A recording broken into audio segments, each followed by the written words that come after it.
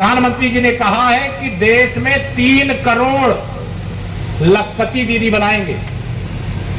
कितने? 3 करोड़। और उत्तर प्रदेश में 30 लाख बनाने का लक्ष्य लगभग हम लोग पूरा कर चुके हैं। पहले घर के पुरुष महिलाओं को समूह के काम में जाने से रोकते थे। बताओ, रोकते थे कि नहीं रोकते थे? अब कोई रोकता है? अगर पुरुष घर चलाने के लिए उनको पैसा दे दिया जाए तो जो 25,000 रुपया में घर नहीं चला सकते, अगर आपको 10,000 रुपया आमदनी हो जाए तो 10,000 रुपया में आप अपने घर को अच्छा चला सकते। सही है कि नहीं सही? कई सामान मैंने देखा है, अभी हमने यहाँ अधिकारियों को कहा है कि इनकी क्वालिटी और अच्छी करिए, इनकी गुणवत्ता में और सुधार करिए। और यह सामान केवल मैनपुरी में ही नहीं, उत्तर प्रदेश में ही नहीं, देश में ही नहीं, हम पोर्टल पे पंजीयन करा करके दुनिया के किसी देश में भी आपके मैनपुरी जनपद में बने हुए समूह के सामान को बेचने का काम करेंगे, आमदनी बढ़ाएंगे। नौजवानों के लिए मैंने विश्वकर्मा योजना बताई और भी तमाम योजनाएं, उस पर मैं वर्णन नहीं करना चाहता। जो हमारे किसान हैं, प्रधानमंत्री किसान सम्मान निधि की 2-2 हजार की 3 किस्त मिलती है कि नहीं मिलती है? अब देखो जैसे मिलती ही नहीं है, अभी बंद हो जाएगी, सब कहेंगे नहीं मिल रही है। और जिनको मिल रही है जरा हाथ उठा के बताओ ना, 2-2 हजार रुपया मोदी दिल्ली से भेजते हैं। अभी उसके अलावा भी प्रधानमंत्री जी ने तमाम अच्छे प्रकार के बीज भी, कृषि विभाग का भी स्टॉल यहाँ लगा है, आप वहां पर भी जाइएगा।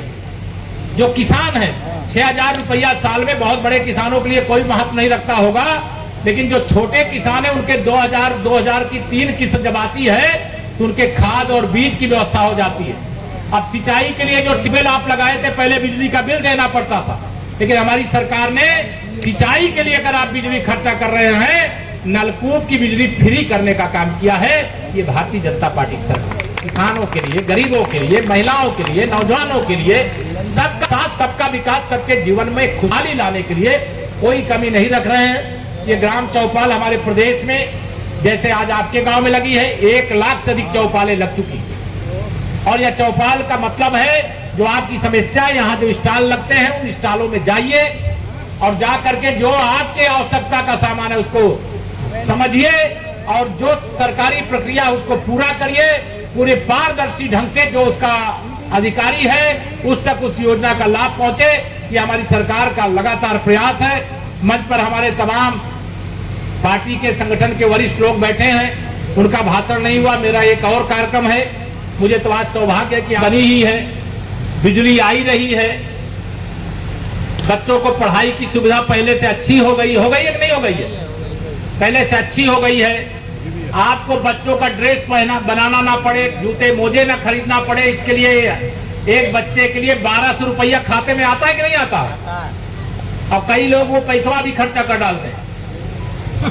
वो पैसा खर्चा नहीं करना है, वो बच्चे के लिए केवल इसलिए आपके खाते में भेजा जाता है कि कोई बीच में गड़बड़ी ना करे। तो बच्चों को अच्छा बढ़िया, जैसे कॉन्वेंट स्कूल में लोग पढ़ने के लिए बच्चों को भेजते हैं, वैसे आज प्राथमिक स्कूल हो चाहे जूनियर हाई स्कूल हो, वहां पर भी आप अपने बच्चों को भेजिए। देखिए, पढ़ेंगे तभी आगे बढ़ेंगे। सरकार स्वच्छ भारत, स्वस्थ भारत के लिए काम करती है, शिक्षित भारत के लिए काम करती है, विकसित भारत के लिए काम करती है। आप सबको मैं आह्वान करना चाहता हूं, क्योंकि अभी करहल की विधानसभा के जो आपके विधायक थे, यहां उत्तर प्रदेश के पूर्व मुख्यमंत्री श्री अखिलेश यादव जी, वो कन्नौज से सांसद बन गए। मालूम है कि नहीं आप लोग? नहीं मालूम? अखिलेश यादव जी को जानते हैं कि नहीं आप लोग? पहले विधायक जब सांसद बन गए और यहाँ पे एक उपचुनाव फिर आ गया। अब उपचुनाव कब होगा ये तो चुनाव आयोग तय करेगा, लेकिन मैं आप सबसे यह निवेदन करूंगा, आप बताओ, गुंडागर्दी कोई चाहता है क्या? दोनों हाथ में बताओ, चाहता है क्या? जमीनों पर कोई माफिया आकर के कब्जा कर ले, कोई चाहता है क्या? हमारी माताओं बहनों की सुरक्षा से कोई खिलवाड़ करे, कोई चाहता है क्या? बुजुर्गों का कोई अपमान करे, कोई चाहेगा क्या? नहीं चाहेगा। और समाजवादी पार्टी का मतलब है, यह सारे अवगुणों से पूर्ण अगर कोई पार्टी है तो वो समाजवादी पार्टी है। जब से इनके कहीं विधायक सांसद जीत गए हैं, तब से चाहे वो श्री राहुल गांधी हो कांग्रेस के, और चाहे समाजवादी पार्टी के श्री अखिलेश यादव जी हो, और चाहे इनकी पार्टी के लोग हों, ये सब अहंकार के आकाश में पहुंच गए। इनका लक्ष्य था कि गरीब माँ बाप के बेटे माननीय मोदी जी को तीसरी बार प्रधानमंत्री नहीं बनने देंगे, लेकिन देश की जनता ने मोदी जी को तीसरी बार प्रधानमंत्री बना दिया। अब 2027 का विधानसभा चुनाव जब आएगा फिर देखेंगे, लेकिन अभी उपचुनाव होने वाला। मैं आप सब लोगों को निवेदन करना चाहता हूं कि आप भारी समर्थन, कौन आएगा कौन नहीं आएगा वो देने का काम करिएगा। यहाँ मेरी समूह की दीदियां ज्यादा आई है ना, जो समूह से जुड़े कितने लोग हैं जरा बताओ। अच्छा, सभी लोग। उसके बराबरी पर ला करके भारत को खड़ा करना है तो देश का कोई गरीब कच्चे घर में नहीं रहना चाहिए। अब इसमें मैं अपनी तरफ से, मोदी जी ने नहीं कहा, मैं अपनी तरफ से जोड़ रहा हूं। प्रधानमंत्री आवास बनाने के लिए पैसा मिलता है, जिसका घर बनता है उसको 90 दिन की मजदूरी का पैसा भी अलग से मिलता है, शौचालय भी मिलता है, उसका आयुष्मान भारत का कार्ड भी बनता है, नल से जल भी उसके घर में पहुंचता है, उज्ज्वला योजना से गैस का कनेक्शन भी मिलता है, सारी गरीब कल्याण की सुविधा उसमें दी जाती है। लेकिन मैं ये आह्वान करता हूं आपको, आप में से कोई आवास का लाभार्थी बने, सरकार सब कुछ दे दे और हमें कुछ ना करना पड़े, ये भाव से बाहर निकलना है। सरकार को जो देना वो दे रही है। अगर दो कमरे बनाने के लिए सरकार ने पैसा दिया तो एक कमरा आप अपने पसीने को बहा करके, मेहनत करके, कमा करके जो बचत की है उसको लगा करके, आपकी बेटी हो, दामाद हो, वहां में घर में, तो उनके लिए भी एक कमरा बनाइए ना, लेकिन अपना भी योगदान करिए। कई बार क्या लोग सोचते हैं कि अब तो सब फ्री का मिल रहा है। हाँ, मिल रहा है। हम लोगों ने बहुत बड़े बड़े बेईमानों को पकड़ने का काम माननीय प्रधानमंत्री जी ने कर दिया है, और बेईमान बहुत चिल्ला रहे हैं, कह रहे मोदी जी केवल सपा बसपा कांग्रेस वालों के ऊपर छापा मारते। अगर लूटा है, अगर इन लोगों ने छापा पड़ना चाहिए कि नहीं पड़ना चाहिए? मोदी जी ने कहा है कि देश में जिसने भी मेरे गरीबों को लूटा है, पाई पाई वसूल करके उन्हीं गरीबों की भलाई में लगा दूंगा। अब उसके लिए जब छापे पड़ते तो चिल्लाते। अभी कुछ दिन पहले एक योजना बनी, हमारे दिव्यांग भाई बहन है, अगर उनके पास आवास नहीं है तो उनका अलग से कोटा, मुख्यमंत्री आवास योजना में हम लोगों ने व्यवस्था की है, वह भी अपना फॉर्म भर सकते हैं। जो हमारी निराश्रित, जिनको गांव में विधवा महिलाएं कहते हैं, अगर उनके कोई परिवार में ऐसा पालन पोषण वाला नहीं, उनके लिए भी अलग से आवास की व्यवस्था किए हैं। मैं तमाम ऐसी चीजें हैं जो आपको बता सकता हूं, लेकिन लंबी बातें नहीं करूंगा। आप सब लोगों से काम कर रहे हैं, बहुत सारे काम है, कोई स्वर्णकार हैं, कोई हमारे प्रजापति समाज के लोग हैं, कोई विश्वकर्मा समाज के लोग हैं, तमाम काम है, उसमें आप देख रहे ना, मैं उसमें समय नहीं लगाना चाहता। सरकार ने योजना बनाई है, वो आप सबके लिए बनाई है। हमारी सरकार की कोशिश है कि कोई बेईमान बीच में आकर के दलाली ना करने पाए, क्योंकि जब गरीब के लिए दिल्ली से योजना बने चाहे लखनऊ से बने, हमारी सरकार की कोशिश है जिसके लिए योजना बनी है उस तक पहुंचनी चाहिए। अब यहाँ आप सब जानते हैं प्रधानमंत्री आवास योजना, मुझे मालूम नहीं, मैंने डेटा देखा नहीं इस गांव में कितने लोगों को आवास मिला है, लेकिन जितने लोगों को भी आवास मिला है उसके अलावा भी अभी गरीब ऐसे कई परिवार होंगे जिनको आवास की जरूरत है और उनको नहीं मिला है ना ऐसा? मोदी जी की तीसरी बार सरकार बनी, आप लोगों ने कमल का बटन नहीं दबाया है, तब भी मोदी जी ने कहा है मैं राजनीति के लिए गरीबों की सेवा नहीं करता, मैं गरीबों के जीवन का दुख दूर करने के लिए प्रधानमंत्री बना हूं। प्रधानमंत्री बनने के बाद 3 करोड़ देश के ऐसे और गरीब हैं जिनके पास या तो झोपड़ी में रहते हैं या कच्चे मकान में घर में रहते हैं, उनको भी आवास देने की व्यवस्था हमारे प्रधानमंत्री जी ने निर्देश दे दिया है, पैसा स्वीकृत कर दिया है। मुझे लगता है गांव में सर्वे का काम हो गया होगा या हो रहा होगा, चल रहा है। और आजकल गांव में क्या गड़बड़ करते हैं, ध्यान रखना, जागरूक रहना, और अधिकारी ध्यान रखें कि कैंप हर गांव में लगाएं।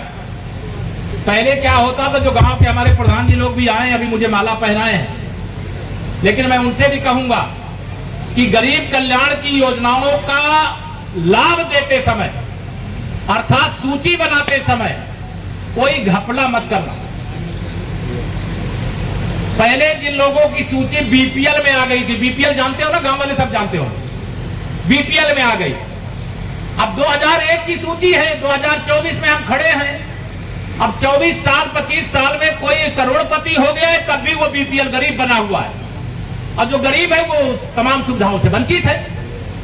तो हमारा प्रयास ये होना चाहिए कि आने वाले समय में, जब मोदी जी ने कहा है कि 2047 तक हम विकसित भारत बनाएंगे, हम अमेरिका हो, चाहे चीन हो, चाहे जापान हो, चाहे देश की हर ग्राम सभा में पानी की टंकी बनाया है, पाइपलाइन से हर गरीब अमीर, अगड़ी जाति का हो, पिछड़ी जाति का हो, अनुसूचित जाति का हो, कोई भेद किए बगैर पीने का पानी सबको चाहिए, तो पहुंचाने की व्यवस्था की। अभी मैं स्टॉल लगा था, मैंने पूछा कि आपने पानी तो पहुंचा दिया, बताइए जो सड़कें खोदे थे उसको बनाया कि नहीं बनाया? उन्होंने कहा बनाया है। तो मैंने कहा पहले आपसे पुष्टि कर लूंगा तब मानूंगा। आपने कहा बनाया। दूसरी बात, इस देश और प्रदेश के अंदर हमारे बड़ी संख्या में गरीब ऐसे हैं जिनको पहले दोनों समय का भोजन प्राप्त करने में कठिनाई होती थी। प्रधानमंत्री जब से बने मोदी जी, क्योंकि वो गरीब माँ बाप के बेटे हैं और गरीबी के कारण से उनके घर में दोनों समय भोजन नहीं बनता रहा होगा, इसे उस दर्द को वो जानते थे। और प्रधानमंत्री बनने के बाद कोरोना काल से लगातार प्रधानमंत्री गरीब कल्याण अन्न योजना का राशन मिला कि नहीं मिला? दोनों हाथ उठा बताओ ना, जिसे मिल ही नहीं रहा, मिल रहा है ना? तीसरा, बहुत सारे गरीब ऐसे होते थे अगर बीमार पड़ जाएं तो इलाज करने के लिए पैसा नहीं होता था, कर्ज लेते थे, जेवर बेचते थे, घर खेत गिरवी रखते थे, लेकिन तब भी इलाज ठीक से नहीं हो पाता था। बताइए पहले ऐसा था कि नहीं था? आप में से तमाम लोग ऐसे होंगे जिनका आयुष्मान कार्ड बना होगा। बना है कि बना नहीं बना है?